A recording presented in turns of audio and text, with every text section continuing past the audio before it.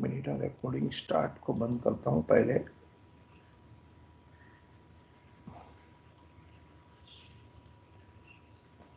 Recording start हो गया है। हम लोग जो सीख रहे हैं वो अकाउंटिंग स्टैंडर्ड 11 है। अकाउंटिंग स्टैंडर्ड 11 का नेम है the effects of changes in foreign currency rates, foreign exchange rates. हम लोग का डिवीजन है, किधर है भाई? Effects of changes in foreign exchange rates कहाँ है? We are learning the topic effects of changes in foreign exchange rates. इसमें किधर है? हाँ, ये वो एग्जैक्टली टॉपिक क्या है? अरे हम लोग का फॉरेन करेंसी में ट्रांजैक्शंस हो रहा है। किस प्रकार के ट्रांजैक्शंस हो रहे हैं फॉरेन करेंसी में? हम इंपोर्ट करते हैं, एक्सपोर्ट करते हैं, तो ट्रांजैक्शन को इंडियन रुपीस में कन्वर्ट करके लिखते हैं। फिर बैलेंस शीट आती है, रिसीट पेमेंट होता है। तो किस प्रकार का अकाउंटिंग हमें करना होता है, ये हमारा टॉपिक है। ओके, ये टॉपिक में हमने अभी तक क्या क्या सीखा है, आई टेल यू हमने ये टॉपिक में क्या क्या सीखा है। I just take you through what we have done.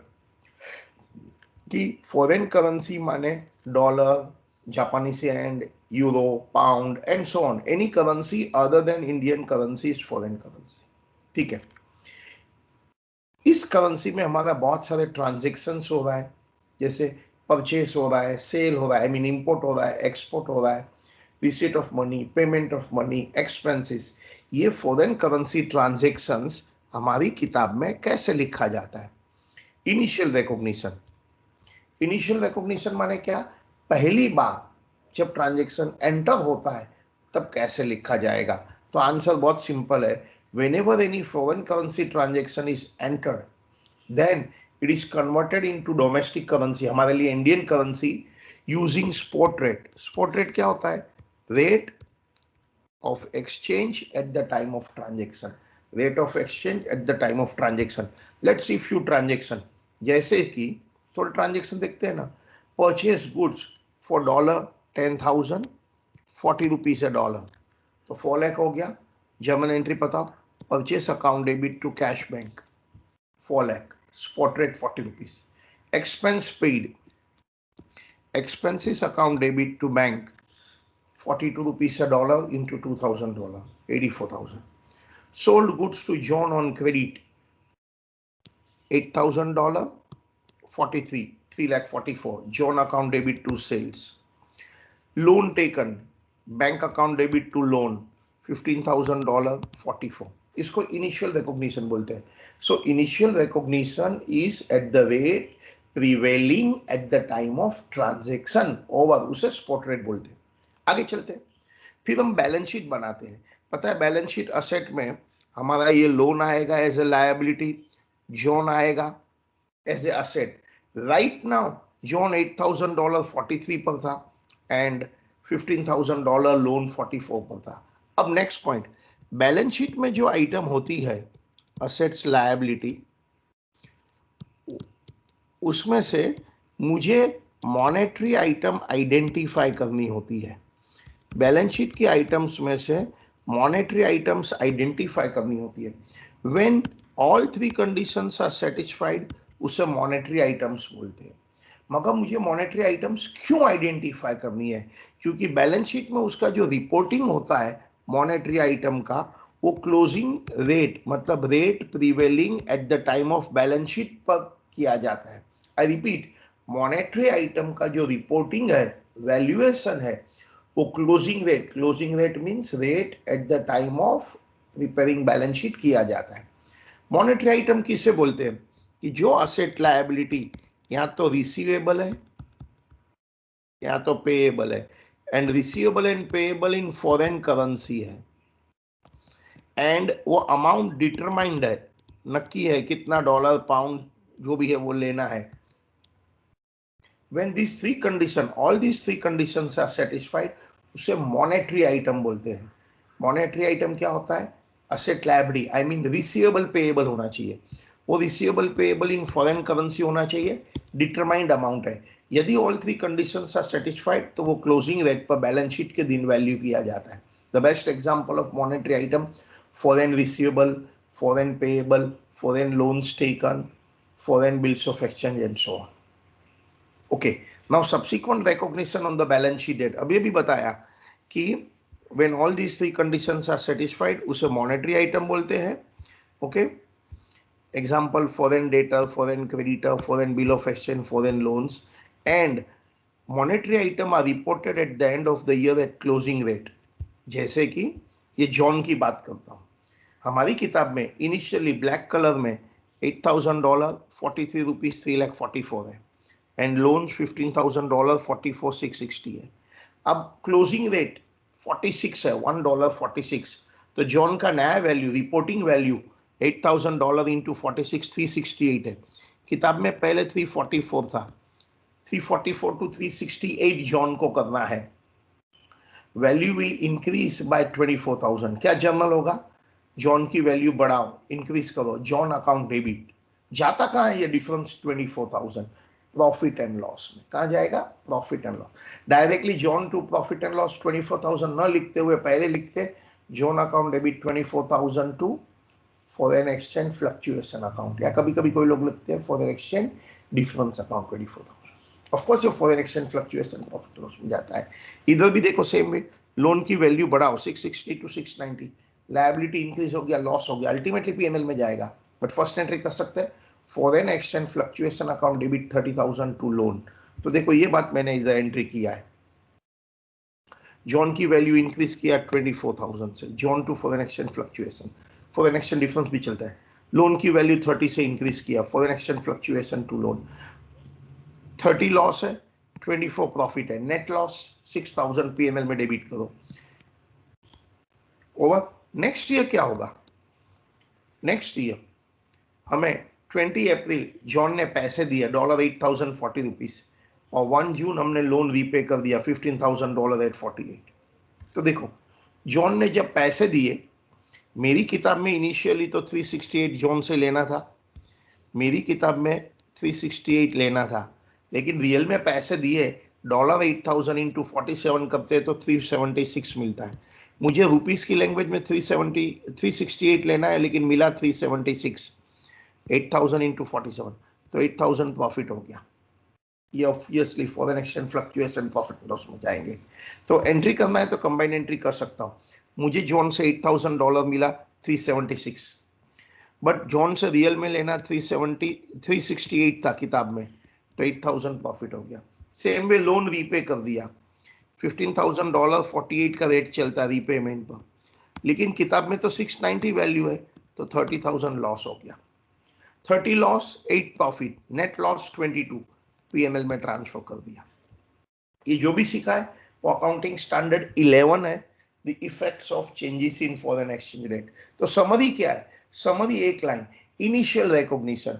Initial recognition should be at the rate prevailing at the time of transaction, जिसे स्पॉट रेट बोलते हैं। सेकंड, बैलेंस शीट डेट क्या करते हैं, जिसको हम सब्सिक्वेंट रिकॉग्निशन बोलते हैं। Answer, subsequent recognition balance sheet date पर, बैलेंस शीट डेट वाला रेट जिसको क्लोजिंग रेट बोलते हैं, वो रेट पर रिपोर्टिंग करना होता है। लेकिन पुरानी value, old book value and new value में तो डिफरेंस होता है, हाँ, वो पीएनएल में जाता है। ऐसा रिपोर्टिंग क्लोजिंग रेट से किसका करना होता है? Monetary item. मॉनेटरी आइटम किसे बोलते हैं? When all three conditions are satisfied वो मॉनेटरी आइटम बनते हैं। कंडीशन नंबर 1 वो रिसीवेबल एंड पेएबल होना चाहिए, कंडीशन नंबर 3 वो फॉरेन करेंसी में रिसीवेबल पेएबल है, condition number 2 determined amount, ascertained amount of foreign currency payable receivable। With this background, अब हम इसी के ऊपर एक क्वेश्चन करते हैं, राइट? क्वेश्चन 24B, हम इसी के ऊपर एक क्वेश्चन कर लेते हैं। यह है क्वेश्चन 24, ये ए है, ये बी है। क्वेश्चन 24B पढ़िए क्या है। गुड्स परचेस्ड, आपको चाहे तो स्क्रीनशॉट लेना है तो ले लो, if you want you take the screenshot.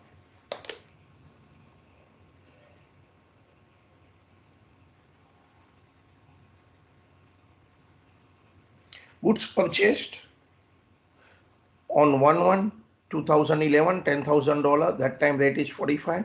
Closing rate balance sheet date 44.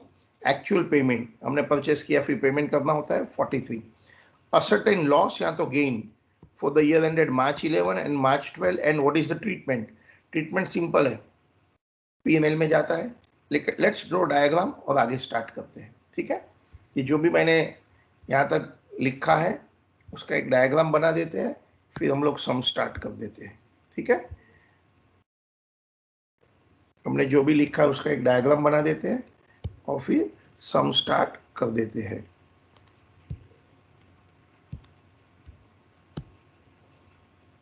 क्या क्वेश्चन था हमारा? 24B. आप भी स्टार्ट कर दो. Question 24B. हमारा टॉपिक क्या है? हमारा टॉपिक है AS11, the effects of changes in foreign exchange rates. मैं कौन हूं? जो स्टूडेंट ये वीडियो डायरेक्टली देखते हैं उनको पहला वीडियो नंबर 1 देखना होता है, ये वीडियो नंबर 2 है. चलो आप भी लिखना स्टार्ट करो. मैं डायग्राम ड्रॉ करता हूं. ये है मेरा ईयर एंडिंग मार्च 11 का है. ये है ईयर एंडिंग मार्च 12.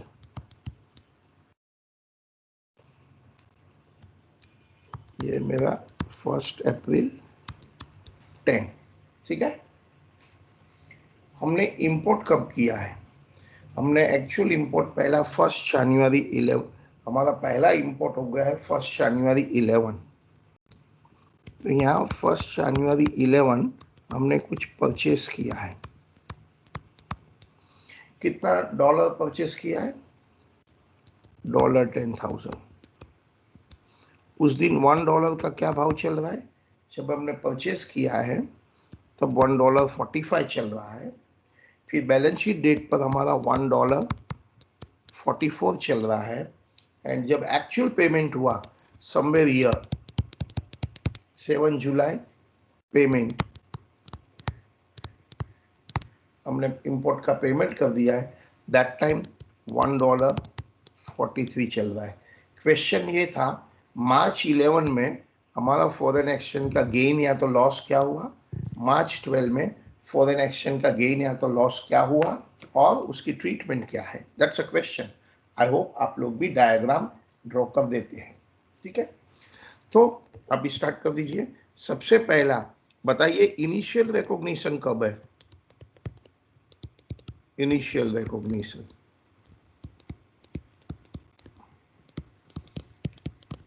पता है क्या जर्नल होती है? जर्नल नहीं लिखते तो भी चलता है, ऐसा कुछ नहीं है, बट इजी पड़ेगा. परचेसेस टू सप्लायर,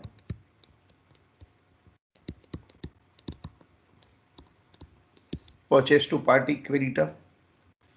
पहला initial recognition is at spot rate, rate prevailing at the time of transaction. Rate prevailing at the time of transaction. So ये हो गया हमारा 4,50,000. इसकी पोस्टिंग फाइनल अकाउंट में कैसे होती है? परचेस तो P&L में जाता है और सप्लायर अकाउंट लायबिलिटी में आता है. ठीक है, फिर मार्च 11 में क्या होता है? सब्सिक्वेंट रिकॉग्निशन होता है.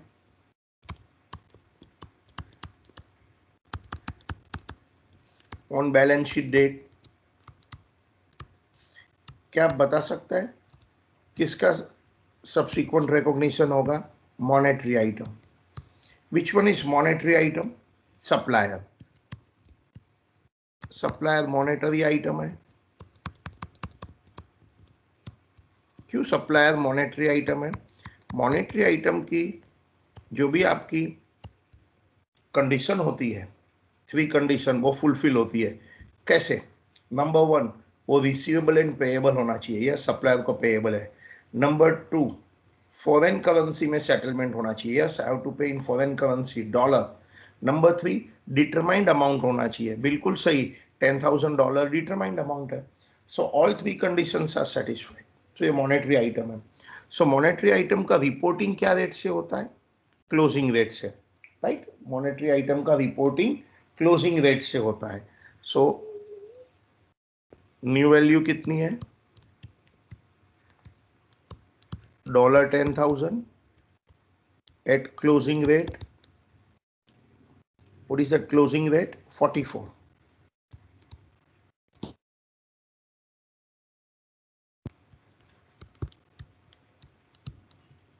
देखो ना, क्लोजिंग रेट 44 है, राइट? और ओल्ड बुक वैल्यू कितनी है? 4,50,000। डिफरेंस ₹10,000 है। क्या है? लायबिलिटी रिड्यूसेस, पेएबल रिड्यूस हो गया ना। ये प्रॉफिट हुआ या लॉस हुआ? प्रॉफिट, जिसे गेन बोलते हैं। ओके, तो एंट्री क्या होगा? लायबिलिटी को रिड्यूस करो, जर्नल करनी है तो सप्लायर अकाउंट डेबिट ₹10,000 टू क्या? Foreign exchange fluctuation account. Alright, so अभी मेरी बैलेंस शीट लायबिलिटी में क्या पोजीशन आएगी? मैं 31 मार्च 11 का बैलेंस शीट बनाता हूं, तो पता है अभी मेरी फाइनल पोजीशन के लिए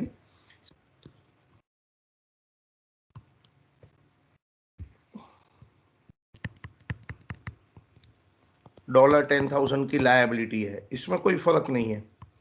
इनिशियली मैंने 45 पर लिखा था, अब मुझे चेंज हो गया ये एंट्री करने के बाद, क्योंकि मैंने 44 रुपीज़ के हिसाब से अभी 4,40,000 है, और डिफरेंस जो 10,000 है वो मेरा प्रॉफिट हो गया, क्योंकि लायबिलिटी रिड्यूस हो गया।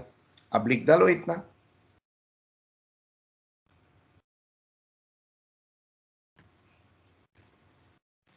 सो आपने अभी भी क्या सीखा? Initial recognition should be at spot rate at the time of transaction. Closing reporting should be at closing rate, and difference between old book value and new book value is profit or a loss. Profit को gain बोलते हैं, loss को loss बोलते हैं। वो ultimately P&L में जाता है। भले इनिशियली हम लोग ने supplier to foreign exchange fluctuation लिखा है, एंड इमीडिएटली हम नेक्स्ट एंट्री क्या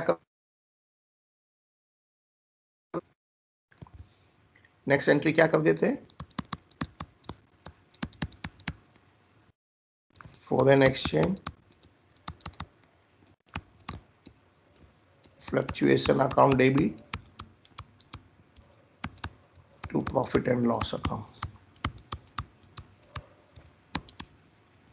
रुपीज 10,000। मतलब अल्टीमेट हमारा आंसर है it should be transfer to profit and loss. That is main. Foreign exchange temporary account है, ultimately it should go to profit and loss. ये मेरी बैलेंस शीट है। आगे चले, नेक्स्ट ईयर क्या पोजीशन होगी? नेक्स्ट ईयर क्यों? नेक्स्ट ईयर क्या हो रहा है? पेमेंट हो रहा है ना। कब? 7 जुलाई को। क्या आप मुझे नेक्स्ट ईयर की एंट्री पास करके बता सकते हैं?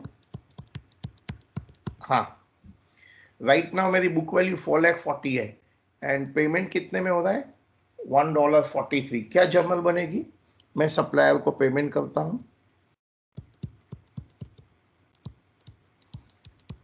सप्लायर टू बैंक,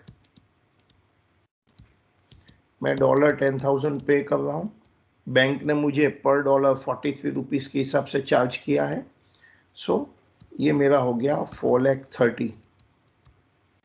लेकिन जो मेरी लायबिलिटी एक्सटिंग्विश हो रही है वो तो 4,40,000 की हो रही है। एक बार मैंने $10,000 दिया तो मेरी 440 की लायबिलिटी एक्सटिंग्विश हो गई, बट बैंक से तो कम पैसा, डिफरेंस आया। हाँ, 10,000। बताओ ये क्या है? प्रॉफिट हो गया। Foreign exchange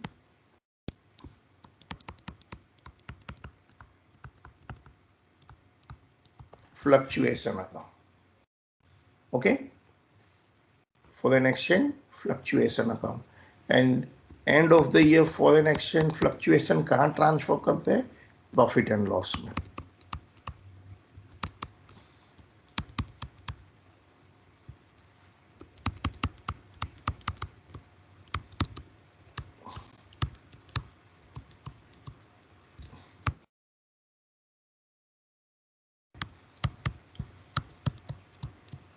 okay, end of the year 12 होगा. 12 ईयर का डेट कर देगा. हाँ किधर? हाँ 12 होगा.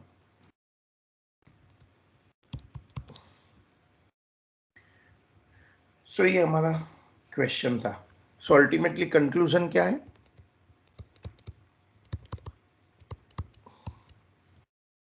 Year ending March 11, foreign exchange gain rupees 10,000 था. एंड ईयर एंडिंग March 12, वहाँ भी गेन था क्योंकि दोनों जगह पर हमको कम पेमेंट करना पड़ा. ट्रीटमेंट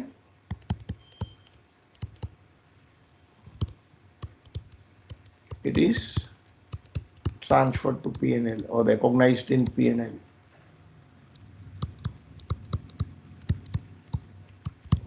ठीक है, तुमको लगता नहीं है थोड़ा और एक ट्रांजेक्शन थोड़ा प्रैक्टिस करना चाहिए? हाँ मुझे भी लग रहा है.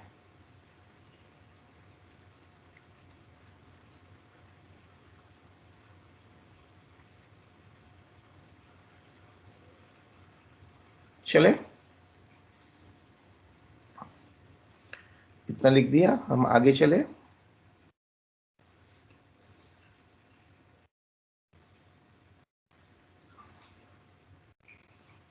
चलिए चले ना आगे, जल्दी बोलो जरा, माइक में इतना लिख दिया है तो. हाँ सर इतना हो गया. ओके चलिए फिर हम लोग थोड़ा एक नेक्स्ट ट्रांजेक्शन कर रहे हैं. Question, journalize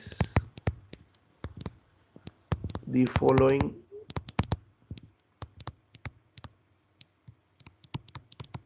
transactions, find exchange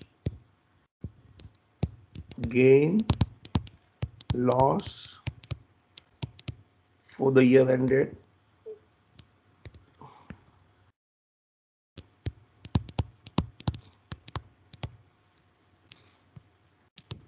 31st March 2020. Okay, 1st May purchased goods on credit from Jack, $2,000, rate है $1.70. फिर 10 June paid to Jack $1,000, $1 equal to 73. 10 June. 15 June paid to Jack $1,000, $1.74.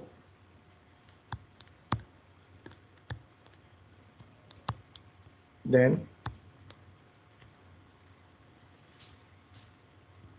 30th September sold to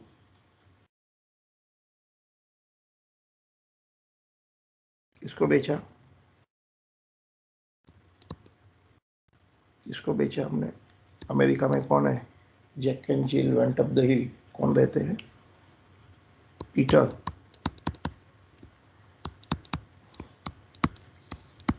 $5,000, $1.74. 4 February received from Peter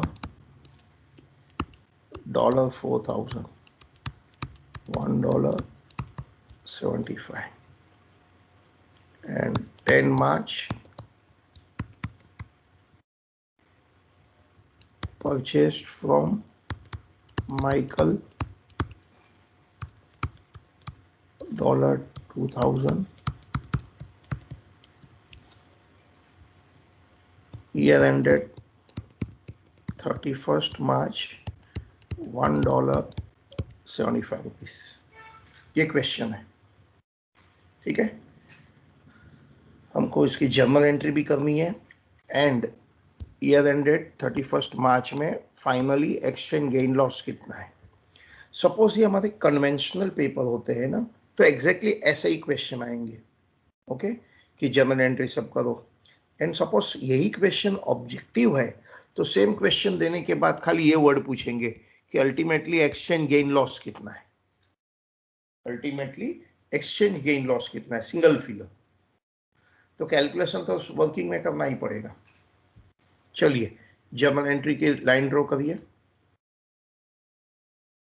journal entry की line draw करो।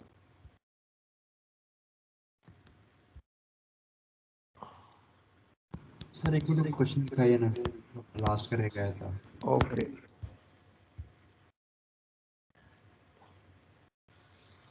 चलिए journal entry की तो line draw करो, लेकिन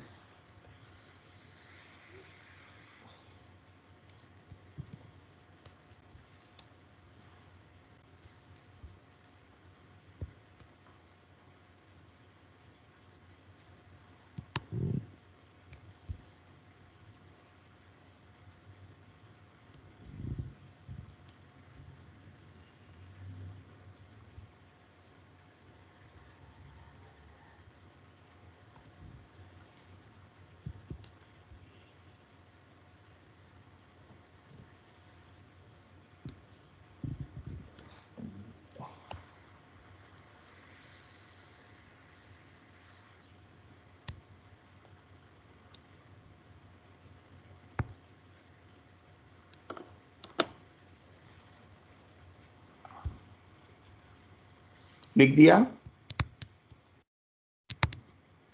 हाँ सर।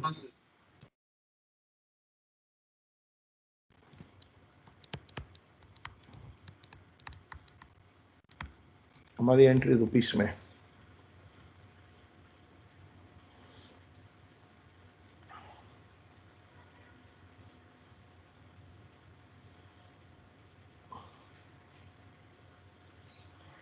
चलिए जर्नल की लाइन ड्रॉ करो।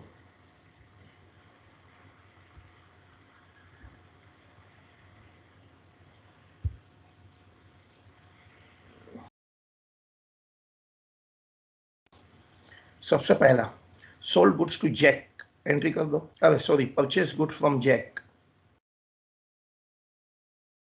एंट्री है परचेस टू जैक, $2,000 इंटू 70, 1,40,000 कर दीजिए। क्या आप लोग की लाइन रेडी हो गई है?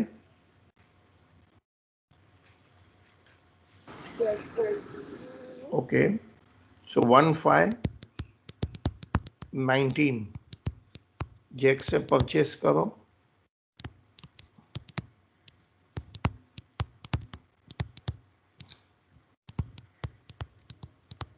$2,000 at ₹70,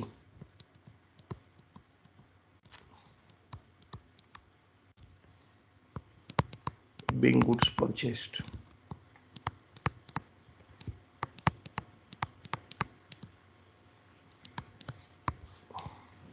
फिर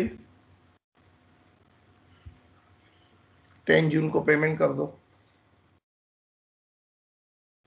$1,000 पे करना, लेकिन जैक टू बैंक। बैंक में तो $1,000 73 लगेगा, और जैक की हमारी किताब की लायबिलिटी कितनी आउट हो जाएगी? 140 फुल लायबिलिटी है, हाफ 70 आउट हो जाएगी, और कुछ डिफरेंस आ जाएगा एक्सचेंज गेन लॉस। देखिए 10 जून जैक को 5,000, अब खुद एंट्री करो, चलो combine entry, one single entry. अब खुद एक एंट्री कर दो।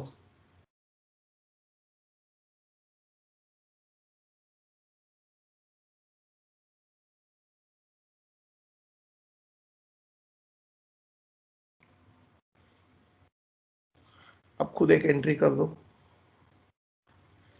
Jack, so to bank,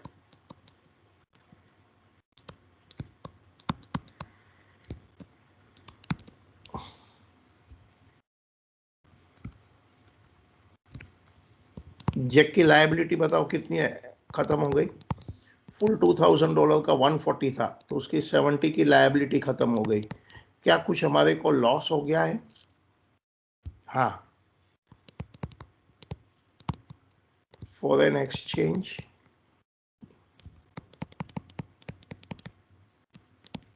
fluctuation account 3000 loss हो गया है। सो हमने बैंक से 73 गया, जबकि टेक्निकली 70 के हिसाब से पे करना था। ₹3 पर डॉलर लॉस हो गया है। टोटल $1000 पे किया है, तो 3000 लॉस हो गया है। क्या आप नेक्स्ट ट्रांजेक्शन खुद करना चाह देंगे 15 जून को? जो लोग ने नेक्स्ट ट्रांजेक्शन कर दिया है वो मुझे बताओ एक्सचेंज गेन लॉस कितना आता है। 15 जून को पेमेंट करके मुझे बताओ एक्सचेंज गेन लॉस आपका क्या आया। 15 जून को पेमेंट करने के बाद मुझे बताओ एक्सचेंज गेन लॉस कितना हुआ। So 4,000. प्रॉफिट हुआ या लॉस हुआ? So loss. Yes, we have paid $1000 to John on 15 Jack on 15 June, $1.74.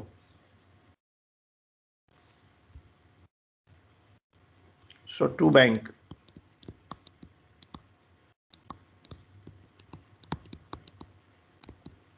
at 74।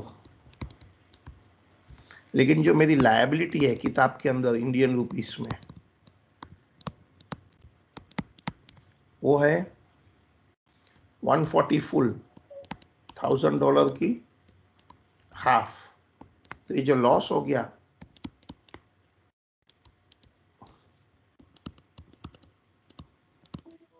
Foreign exchange fluctuation account,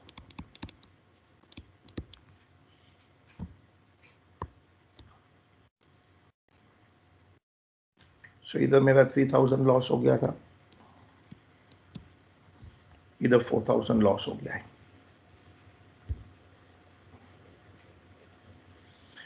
मेरा first transaction, second transaction, third transaction भी हो गया।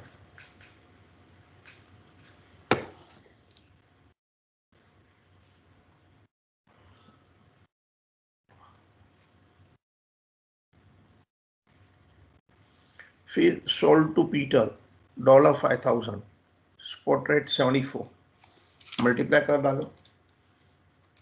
$5000 into 74, 370।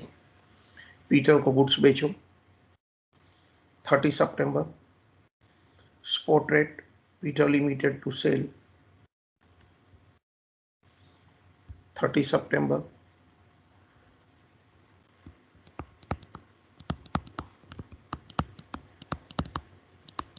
Peter Limited to sell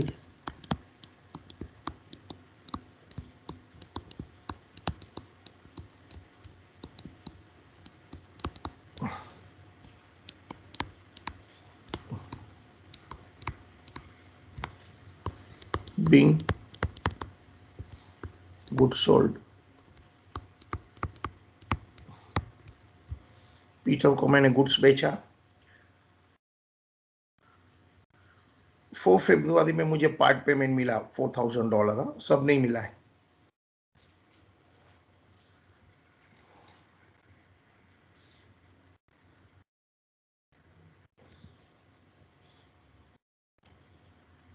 February Peter limited से $4000 लो। Exchange gain loss भी ठीक से record करना। 4 फरवरी, अब एक्सचेंज गेन लॉस बता सकते हैं?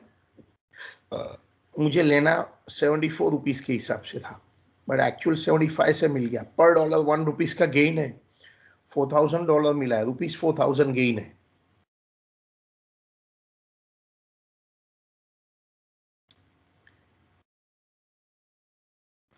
मुझे पीटर लिमिटेड ने $4,000 दिया है, मुझे 74 के हिसाब से मिलना था, मुझे 75 के हिसाब से मिल रहा है।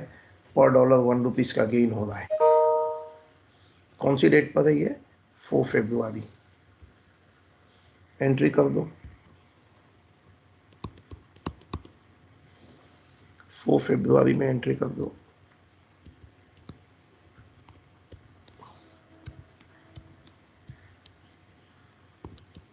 बैंक डेबिट $4,000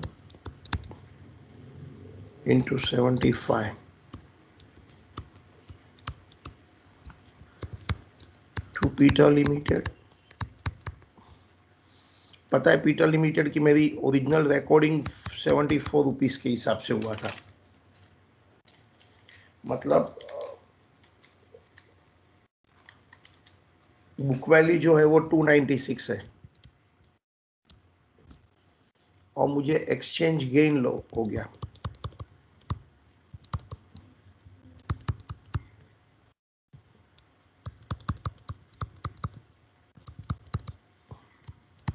पता है ना, $4,000 ₹1 का प्रॉफिट हो गया है।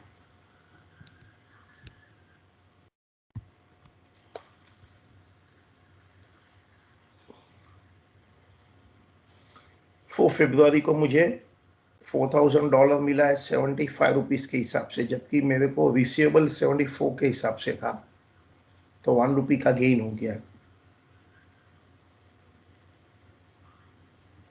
अच्छा, और $1,000 जो पीटर लिमिटेड से लेना बचा है वो क्या है? वो नहीं आया है, वो बैलेंस शीट में आएगा, वो मॉनेटरी आइटम एंड में रीवैल्यू करेंगे।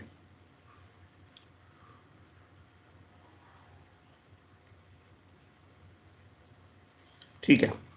10 March purchase from Michael $2,000।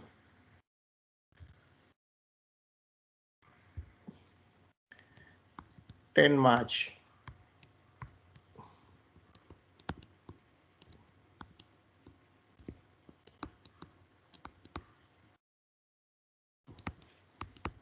Purchase from Michael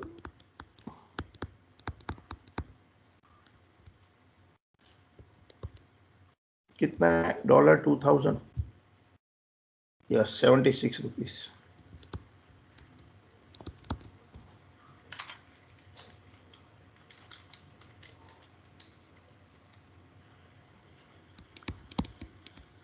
इसको पेमेंट करना बाकी है, इसको पेमेंट करना बाकी है।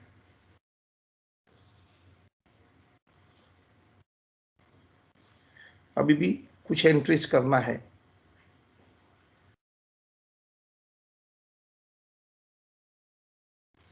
बैलेंस शीट में क्या क्या आएगा? एक पीटर लिमिटेड आएगा, क्योंकि $5,000 का सेल के सामने रिसीट $4,000 है, और एक माइकल पेमेंट आएगा। दो ट्रांजेक्शन बैलेंस शीट में आएगा। क्या आप बैलेंस शीट बनाना पसंद करेंगे? मुझे बताएंगे बैलेंस शीट कैसे होती है ये प्रॉब्लम में? रिसीवेबल है, पेएबल है। रिसीवेबल में कौन है? पीटर। पता है $1,000 लेना है, इनिशियल रिकॉग्निशन 74 से हुआ है, उसकी वैल्यू इतनी बची है, और माइकल $2,000 का पेमेंट करना है। इनिशियल रिकॉग्निशन 76 की है। मेरी बैलेंस शीट मार्च 20 की है। अब बताइए क्लोजिंग रेट क्या है? बैलेंस शीट डेट इधर दिया है, क्लोजिंग रेट 75 है, क्लोजिंग रेट $1.75 है। देखो पीटर लिमिटेड से $1000 बाकी है, इनिशियल रिकॉग्निशन 74 पर है, बुक वैल्यू 74,000 है। माइकल का $2000 है, इनिशियल रिकॉग्निशन 76 है, क्लोजिंग रेट नाउ 75 है। तो हमारा क्या ये Peter and Michael monetary item है? क्या Peter and Michael monetary item है? हाँ। Why they are monetary item?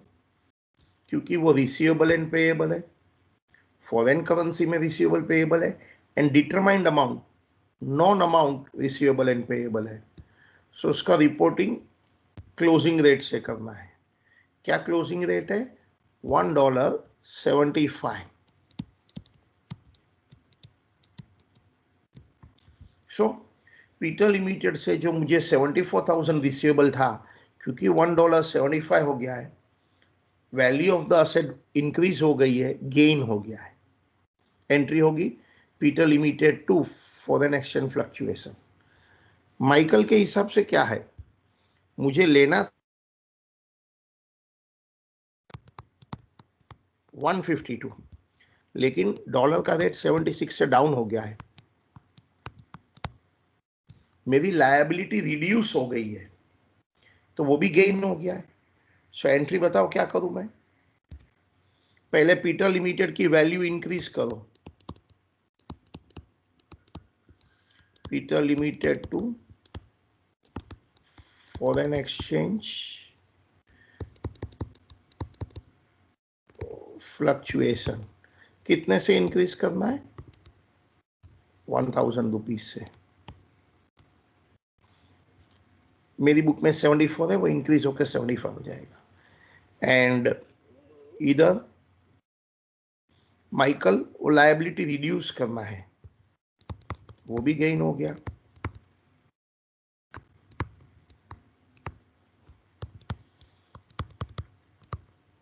To foreign exchange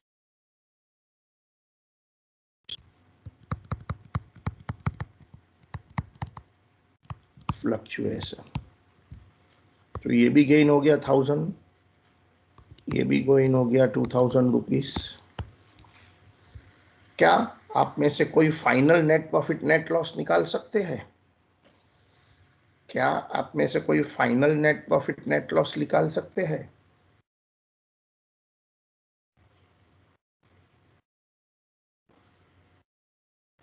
chat में लिखना चाहते हैं final net profit net loss, सब ट्रांजैक्शन मिलकर।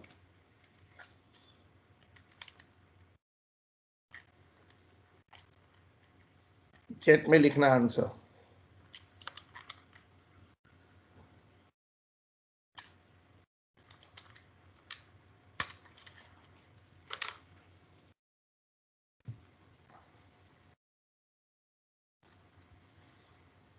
आप अकाउंट बना के देख लो।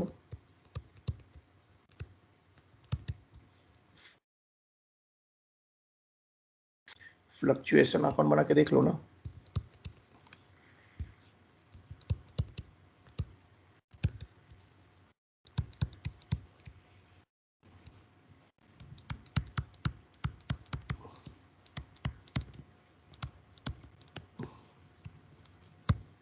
फॉरेन एक्सचेंज फ्लक्चुएशन 3000 लॉस है,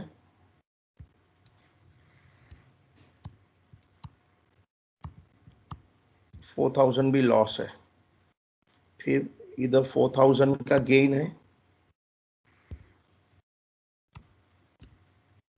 फिर इधर भी 1000 का गेन है, 2000 का गेन है। तो ultimately it tallies net no profit no loss, no loss no gain, net gain हो मतलब प्रॉफिट एक ही बात है। होता था तो क्या कर लेते थे, तो प्रॉफिट देते थे, net figure profit and loss में ट्रांसफर कर देते थे।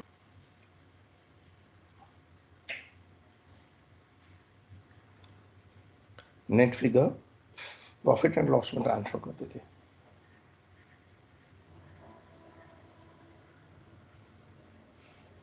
कितने लोग को ये समझ में आया?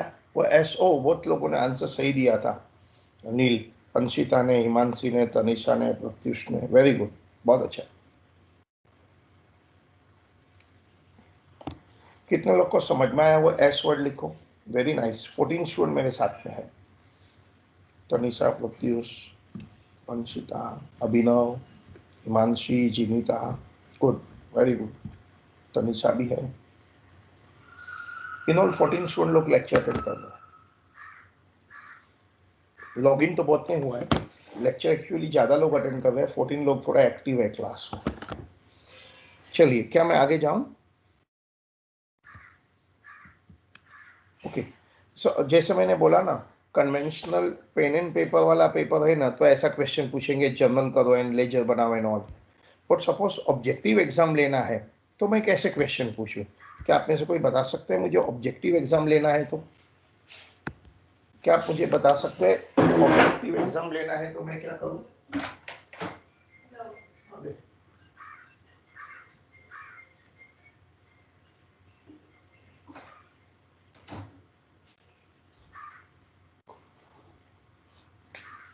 बताइए, ऑब्जेक्टिव एग्जाम लेना है तो क्या करूं? सेम क्वेश्चन देगा एंड क्वेश्चन होगा फाइंड एक्सचेंज गेन और loss for the year ended this. चलो ऐसा एक क्वेश्चन करते हैं, अब डायरेक्टली कैलकुलेट करना बट विदाउट जर्नल हो सके तो, ठीक है? चाहे तो वर्किंग में करना, जो जैसे करना है करो, मुझे प्रॉब्लम नहीं है। फाइंड, या तो from the following transaction, following transactions have taken place, find exchange gain loss for the year। ये सीधा क्वेश्चन होगा, for the year end, for the year ended 31st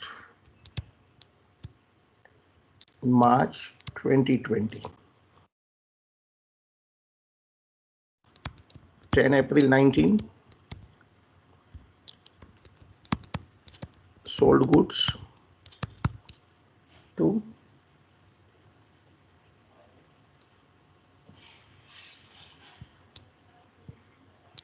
Sony Limited $3,000, $1.72, 15 June, purchased from Germany Limited,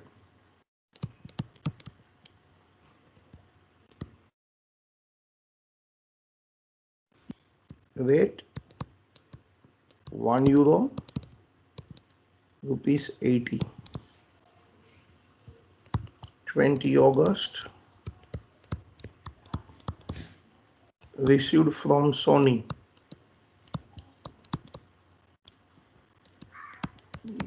$1,000, $1.74, 30th January, paid Germany Limited €1,000, rate क्या है? €1.78, year ending 31st March 20, $1.75 and €1.77। बस question इतना है, अब मुझे फाइनल आंसर गेन और loss निकाल के दो। क्वेश्चन इतना है, मुझे फाइनल आंसर गेन और लॉस निकाल के दो। ये आपका ऑब्जेक्टिव क्वेश्चन है, 3 marks in the exam.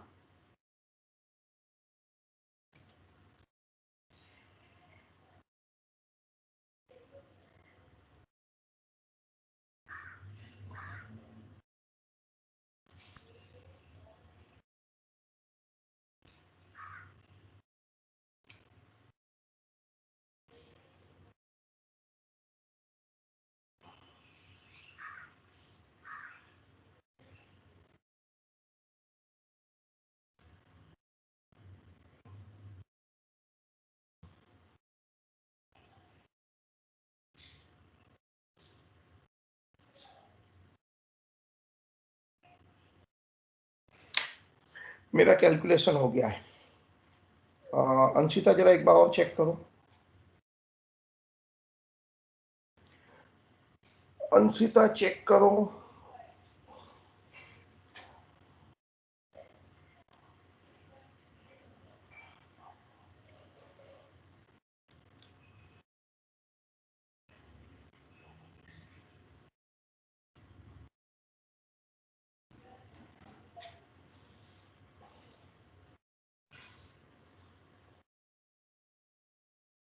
Answer लिखो चैट में।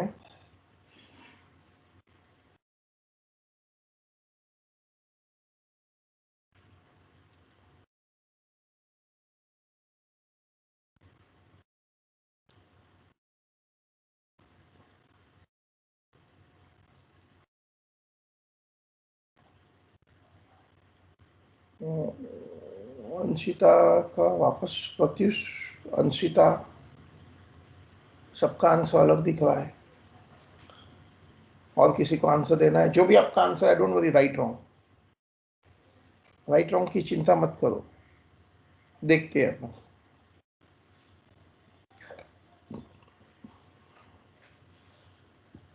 क्या मैं स्टार्ट करूं?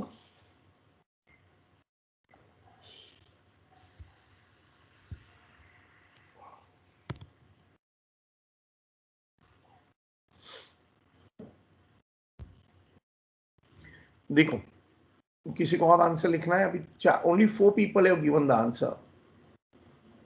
आयुषी, हिमांशी, तनिषा, कुछ आंसर लिखना है? अभिनव ने आंसर लिखा है। लेट्स सी राइट क्या है, रॉन्ग क्या है। ठीक है, शुरू करें। देखो, पहले सोनी लिमिटेड, मैंने $3000 का गुड्स बेचा है, 72 का रेट है, और मुझे $1000 मिला है 74, तो ₹2 का गेन हो गया। सो $1000 74 के हिसाब से मिला है, अगेंस्ट माई बजट एक्सपेक्टेड 72, तो ये हो गया ₹2000। ओके, ये हो गया गेन। क्लियर? एंड में अभी भी रिसीवेबल है, बिकॉज 2000 में से सॉरी 3000 में से कितना 1000 मिल गया, अभी भी रिसीवेबल 2000 है। ठीक है, लेकिन क्लोजिंग रेट 75 है, मुझे 75 से मिलेगा, मेरा बजट था 72, तो अच्छा है ना, ₹3 पर डॉलर ज्यादा मिलेगा।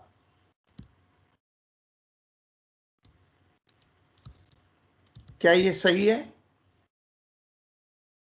ये एंडिंग में है। वापस से देखिए, मैंने $3000 का एक्सपोर्ट किया है, मेरे को लगता है 72 मिलेगा, लेकिन जब मेरे को रियली मिला 74 मिला, ₹2 एक्स्ट्रा मिला ऑन $1000, ये गेन हो गया। एंडिंग में रेट 75 है, सो 72 एंड 75, $3 बढ़ गया, अच्छा फायदा है। $2000 लेना है ओवर। फिर परचेस वाला जर्मनी लिमिटेड का क्या है?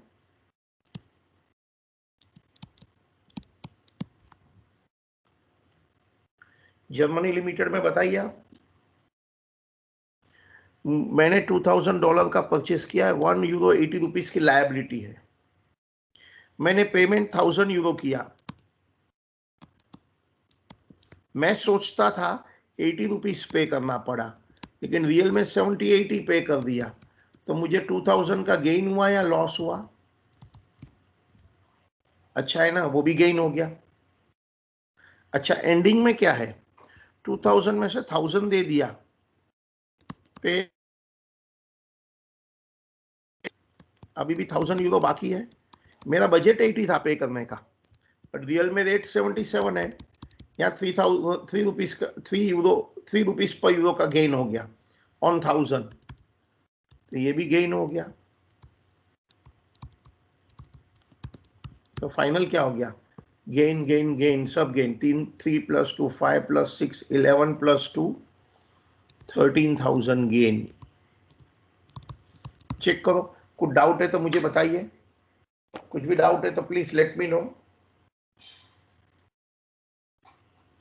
कुछ भी डाउट है तो मुझे बताइए। Most of you done correctly, almost सब लोग ने, अंशिता, मानस, प्रत्युष, अभिनव, कोई एक आध सिली मिस्टेक हो गया था, वो लोग ने भी करेक्ट होके सही कर दिया है। तो तुमको लगता नहीं है इस प्रकार का क्वेश्चन पूछना चाहिए?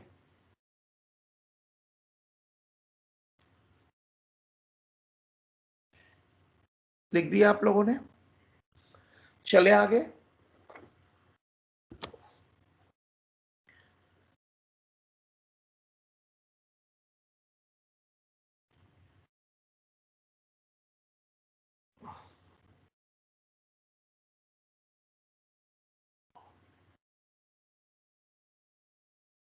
चले, चलिए अब हम आगे चलते हैं, कुछ और बातें करते हैं, थोड़ा interesting and funny, what ever you से। क्या आप लोगों को पता है फॉरेन में लोन बहुत सस्ता होता है? मैं आगे जा रहा हूं। क्या आप लोग को पता है फॉरेन में लोन बहुत सस्ता होता है, हाँ या ना? अरे बोलिए ना। हाँ,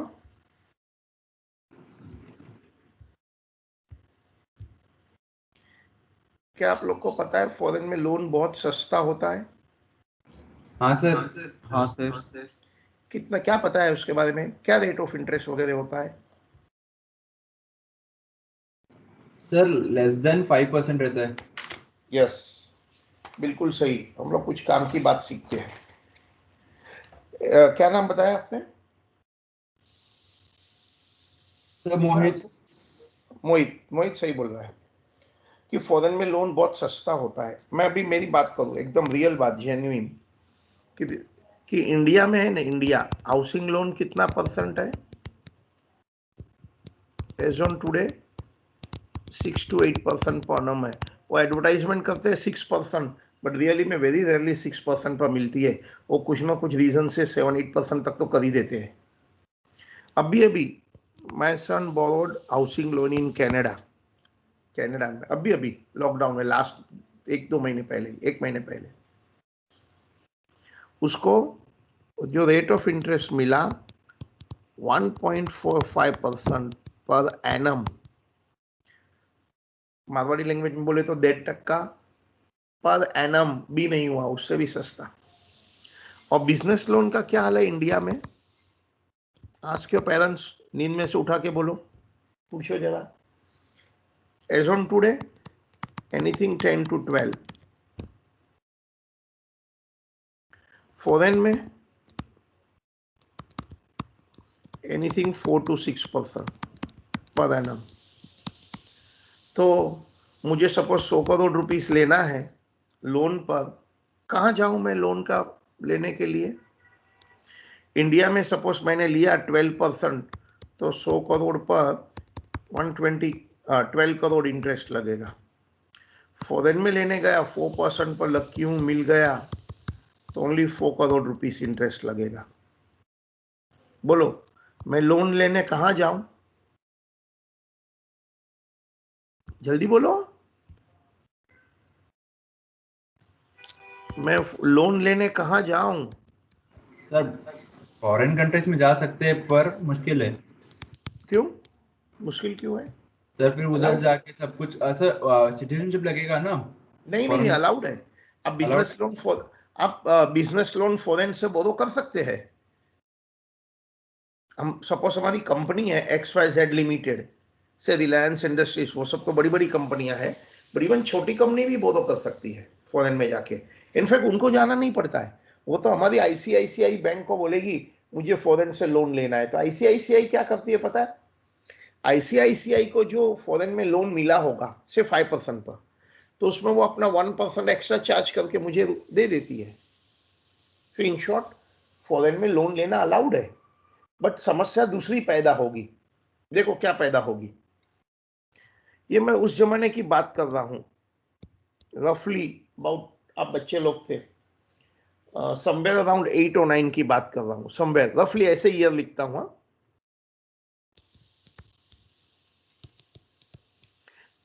उस जमाने में रफली समवेयर इन 7-8, पता है इंडिया वो साइनिंग, पूरी दुनिया में तेजी थी,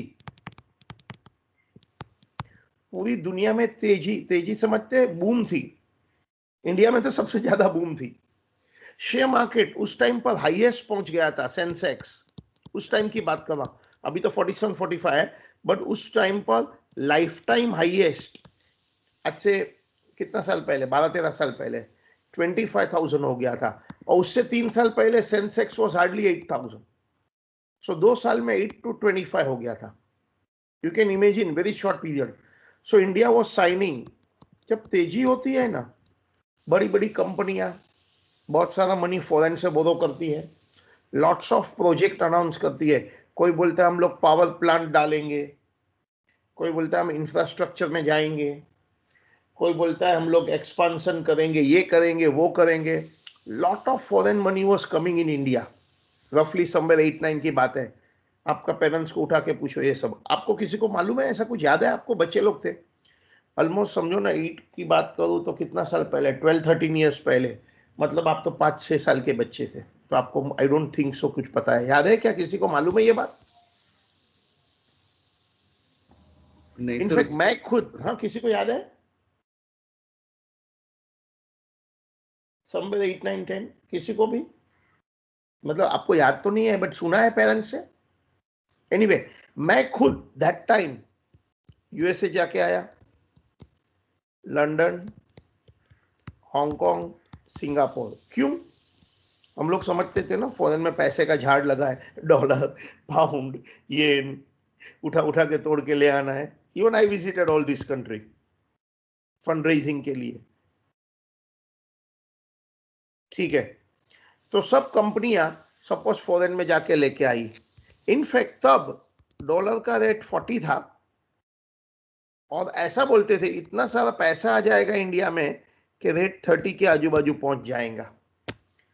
सो सपोज हमारी कंपनी ने भी 100 crore rupees in terms of dollar, कितना होता है in terms of dollar, $20 million, अंदाज से बोल रहा हूं मैं, $25 मिलियन रेज किया, ठीक है। Very rate of interest low था, से 4% पर annum, we were all happy. फिर क्या हुआ? ऐसा मैं तो बहुत कम अमाउंट लिया है, $25 मिलियन, 100 करोड़। बड़ी कंपनियां हैं 1,000 करोड़, $250 मिलियन, 1 मिलियन 10 लाख होता है एट 4%। फिर क्या हुआ? फिर लाल क्या है, क्या हो रहा है ये? Sir fire. वो फायर नहीं, वर्ल्ड मार्केट क्रैश हुआ, और जो मंदी स्टार्ट हुई अभी तक खत्म नहीं हुई है। शेयर मार्केट टूट गया, रातों रात शेयर मार्केट टूट गया। जब तेजी थी ना, तब बहुत नया नया पब्लिक इश्यू आया, कंडक्टर, पान वाला, वो सब शेयर मार्केट पर बातें करने लगे। लाइफ का एक रूल याद रखना, मेरे को भी याद रखना, रूल भी याद रखना। जिस दिन शेयर्स के बारे में कुछ लोग नहीं जानते हैं, जैसे पान वाला, नुक्कड़ का, किराने वाला, बस का कंडक्टर, रिक्शा वाला, टैक्सी वाला, वो लोग जब शेयर बाजार की बातें करते हैं और तुम्हारे से टिप मांगते हैं क्योंकि आप पढ़े लिखे लोग हैं, बीकॉम ऑनर्स, एमबीए, सीए है, सीपीए, सीएफए है, तब समझने का मार्केट अभी टूटेगी, तुम्हारे पास जितना भी शेयर है बाजार में बेच डालो। याद रखना ये बात।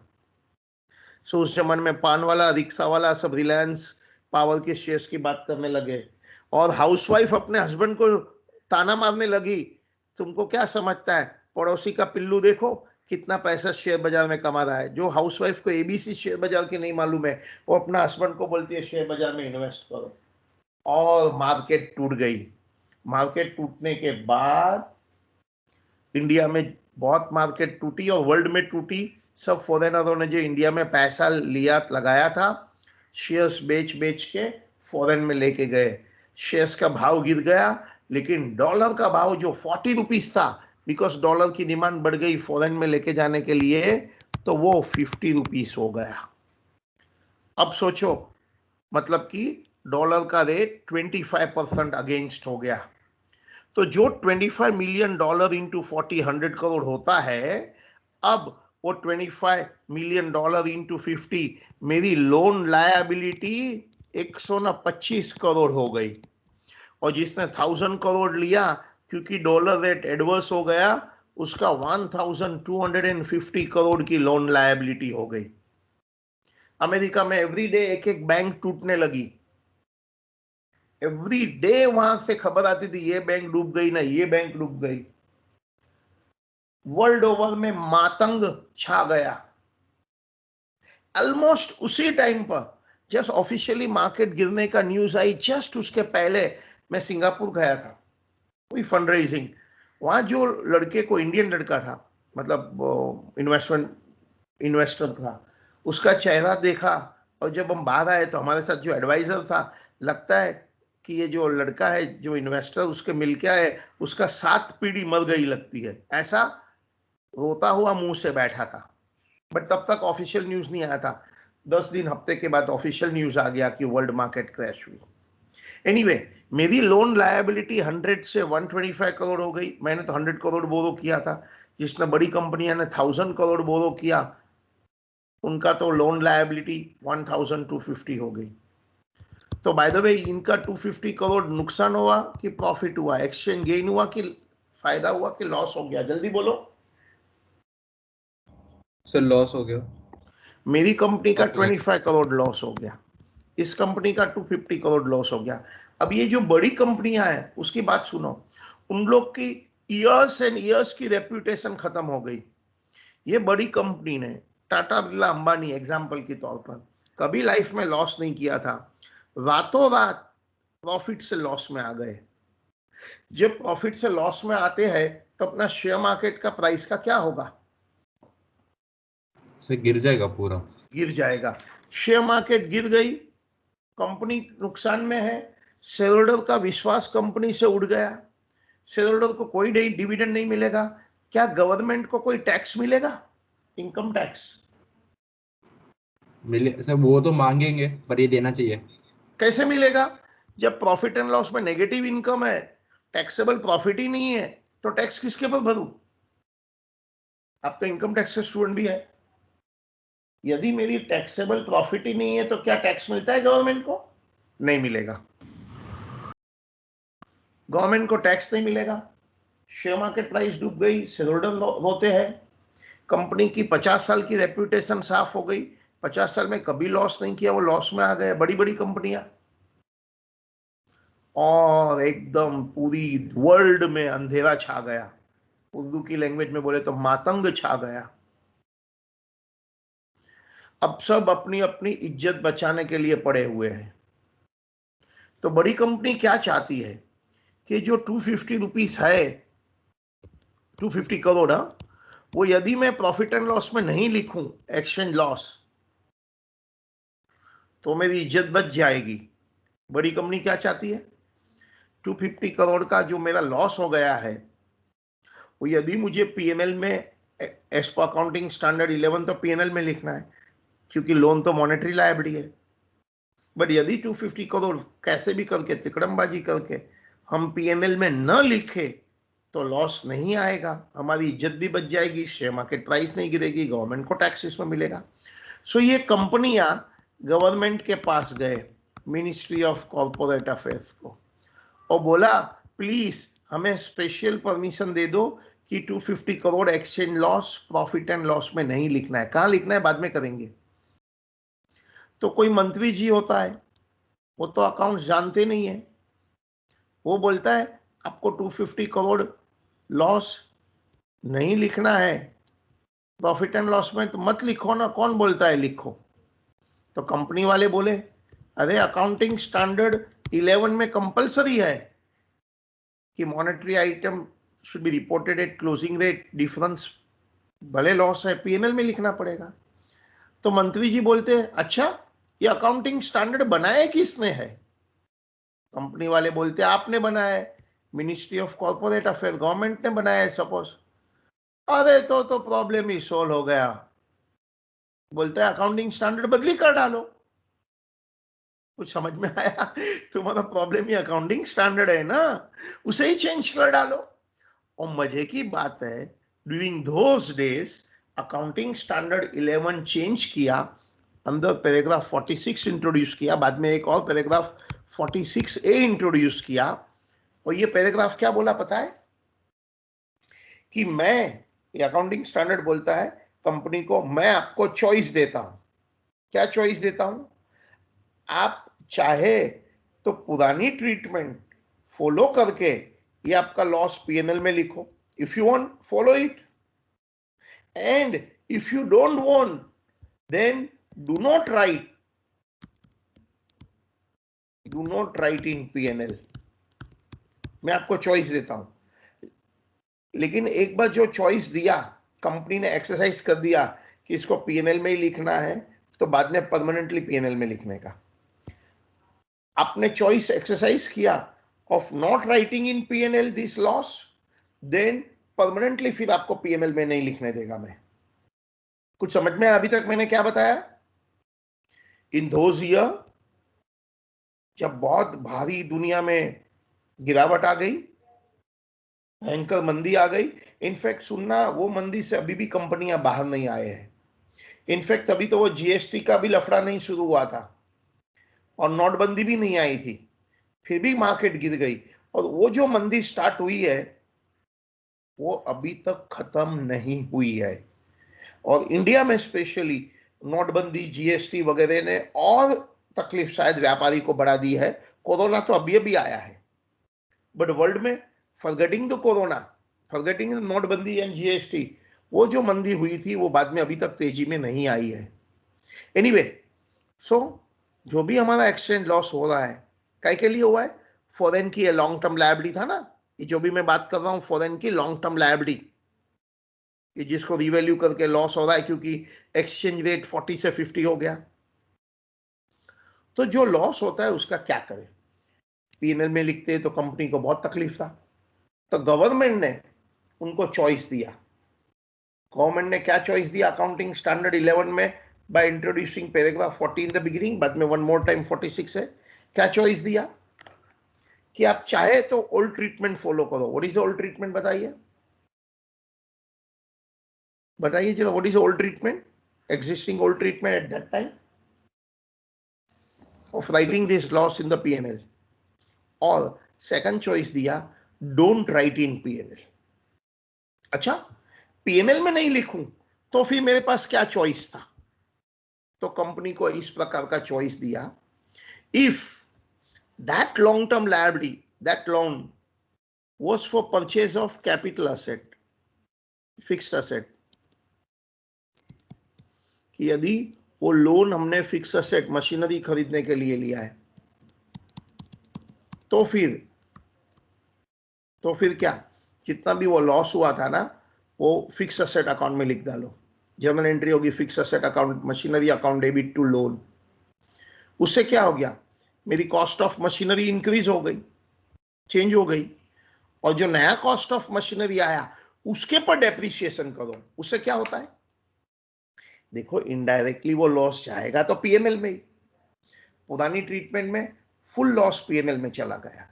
नई ट्रीटमेंट में कंपनी को पूछा, चॉइस दिया, if this loan, this long term liability was for acquisition of capital asset, that is fixed asset, then you can write that loss in the fixed asset itself, because of which your cost of fixed asset will go up and depreciation on revised cost पर करो, and over the life of asset वो loss आपका PNL में चला जाएगा।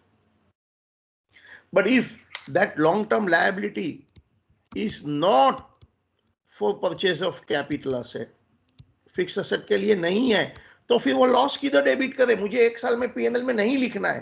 तो government ने, I mean accounting standard ने बोला, एक नया अकाउंट हवा में क्रिएट करो। वो अकाउंट का नाम है foreign currency monetary items translation difference account. Don't say account का मीनिंग क्या है, कुछ नहीं होता है, हवा में बना दिया। कौन सा?